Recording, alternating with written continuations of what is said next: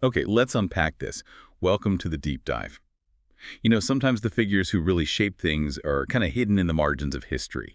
Today, we're digging into one of those stories. Sagunabai, Bhosale. She was one of Shivaji Maharaj's queens, but maybe not one you hear about all the time. Our mission here is to look at the notes and excerpts you sent over and try to figure out her role. It seems like she was important, strategically important even, but the big question for me is, why is she so, well, quiet in the history books if her role was actually pretty vital? That's exactly the puzzle, isn't it? And it really highlights something fascinating about how history often gets recorded. It, Hmm. it tends to focus on, the really visible power players. Sagunabai was definitely one of Shivaji Maharaj's patranis, his queens. That much is clear. But unlike some others, there's no confirmed record of her having children.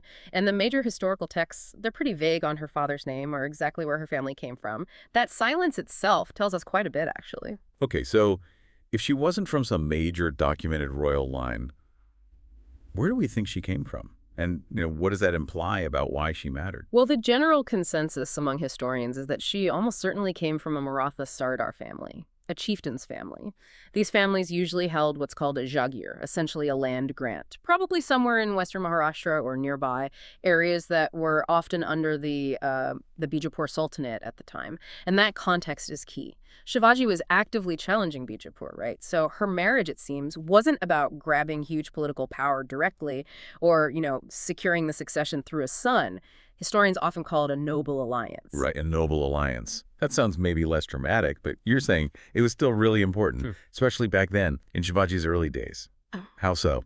Exactly. If you look at the bigger picture, what Shivaji was trying to do, it makes perfect sense. He needed to unite all these different Maratha chieftains, lots of local power centers. So marrying someone like Sagunabai from a local Sardar family wasn't just about getting a wife. It was a strategic move to secure the loyalty of her family, her clan, their lands. It helped weave them into his growing power base.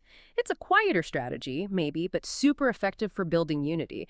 And the Marathas often used multiple marriages for exactly this reason, to build social networks, strengthen bonds between clans. It was about consolidating from within. Okay, that makes sense, building those internal ties. But what about her personally within the court? Was she just sort of there, Yeah. or did her personality play a role? Well, the sources that do mention her consistently paint a picture of someone peaceful, wise, cooperative. She definitely seems to have stayed more in the background compared to, say, Saibai, who was Samhaji's mother, or Soyarabai, who got much more involved in court politics. Sagunabai's role was more about supporting the royal household, maintaining harmony. And think about it, in a court that's constantly forming, under huge pressure, having a queen known for being gentle and devoted. That's actually invaluable for stability. Yeah, like a calming influence. Precisely. She likely contributed a lot to the sort of spiritual and cultural atmosphere, even if she wasn't making big political moves. Her legacy really is that of loyalty and respect.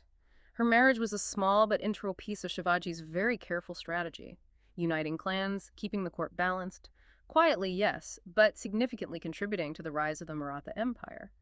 Thinking about this really raises an important point for us. Sagunabai might not be famous, but it's clear she was crucial in her own way, securing that loyalty, fostering that harmony. It was foundational work for Shivaji's bigger plans. Absolutely. It really makes you consider how often it's the quiet contributions, the people working in the background that are totally essential for success. They don't grab the headlines, right? But maybe their subtle influence is the bedrock everything else is built on. Maybe something to think about, looking for those unsung influences, in our own lives or workplaces. Okay, that wraps up this deep dive.